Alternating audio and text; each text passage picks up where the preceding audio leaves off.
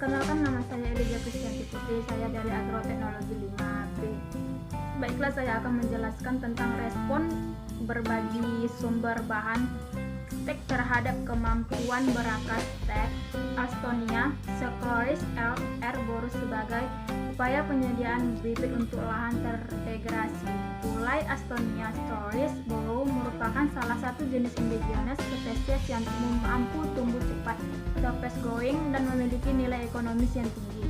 Pulai mampu tumbuh baik pada lahan kritis dan lahan berbina, sehingga dapat digunakan sebagai tanaman konservasi. Tanaman kue sangat berpeluang dikembangkan untuk reklamasi lahan kritis, namun pada saat ini penggadaan bibit tanaman dalam jumlah cukup secara berkesinambungan baik dari materi generatif ataupun vegetatif masih belum maksimal dilakukan, karena saat ini penggadaan bibit dari materi generatif masih menghadapi kendala karena benih pulai bersifat rekalsian sehingga viabilitasnya relatif cepat mengalami kemunduran.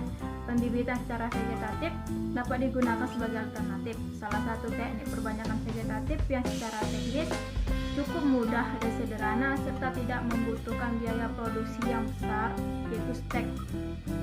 Teknik perbanyakan vegetatif dengan stek adalah metode perbanyakan tanaman dengan menggunakan bagian tanaman yang dipisahkan dari induknya, di mana jika ditanam pada kondisi yang menguntungkan, padi untuk beregenerasi akan berkembang menjadi tanaman yang sempurna.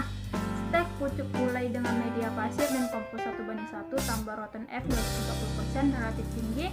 Stek batang tanaman pulai berumur 1 tahun di persemaian menunjukkan keberhasilan yang tinggi, yaitu berkisar antara 83,4 sampai 98,9%. Di mana hasilnya bahan stek dari bagian basal memiliki perakaran yang lebih baik daripada bahan stek yang berasal dari bagian tengah dan bagian apikalnya. Penelitian ini menggunakan metode eksperimen seperti rancangan acak lengkap seperti atau RAL. Perlakuan terdiri atas 3 bagian sumber bahan stek tanaman pulai, yaitu yang pertama ada bahan stek pangkal, B bahan stek bagian tengah, dan ketiga bagian stek ujung.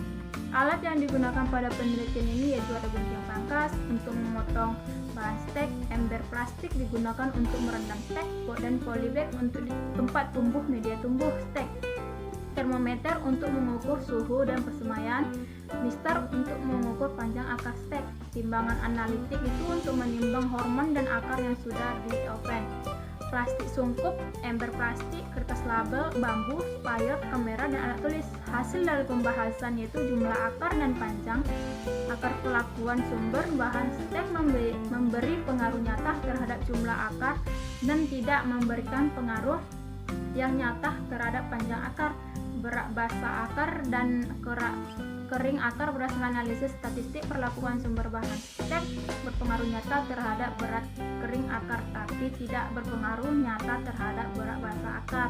Jumlah daun berdasarkan analisis statistik, perlakuan sumber bahan stek berpengaruh nyata terhadap berat kering akar tapi tidak berpengaruh nyata terhadap berat basah akar. Pengaruh yang nyata terhadap jumlah daun baru. Hal ini diduga karena pertumbuhan daun lebih dipengaruhi oleh faktor lingkungannya. Sekian dari saya, terima kasih, selamat.